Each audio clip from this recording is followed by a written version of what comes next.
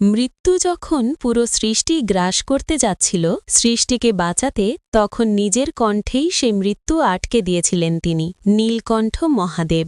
যুগ ছিল দেবাসুর সংঘর্ষের। সমুদ্র মন্থন চলছে। দেবতা ও অসুর মিলিত হয়ে তুলছে অমৃত, কিন্তু অমৃত ওঠার আগেই সমুদ্র থেকে উঠে এলো এক ভয়ঙ্কর বিষ, হালাহল। সে বিষ এতটাই প্রলয়ঙ্কর যে তার ধোঁয়ায় গাছ শুকিয়ে যায়, জলে পড়লে নদী মরে যায়, আর বাতাসে মিশলে প্রাণ থেমে যায়। দেবতারা আতঙ্কে ছুটে গেলেন মহাদেবের কাছে। সব কথা শুনে শিব বললেন, যদি এই বিষ পৃথিবীতে নামে তবে সৃষ্টি শেষ হয়ে যাবে। তিনি কাউকে কিছু বললেন না, নিজেই এগিয়ে এলেন। হালাহল বিষ নিজের করতলে তুলে এক নিঃশ্বাসে পান করলেন। বিষ নামল কণ্ঠে। মহাদেব গিললেন না, সেটাকে কণ্ঠেই ধরে রাখলেন। সেই মুহূর্তে তার কণ্ঠ নীল হয়ে উঠল। পৃথিবী বেঁচে গেল, কিন্তু শিব স্থির হয়ে গেলেন। এই বিষ পান করার পর শিব যে স্থানে কিছুক্ষণ থেমেছিলেন সেই স্থানেই আজ নীলকণ্ঠ মহাদেব মন্দির। আজও ভক্তরা বিশ্বাস করে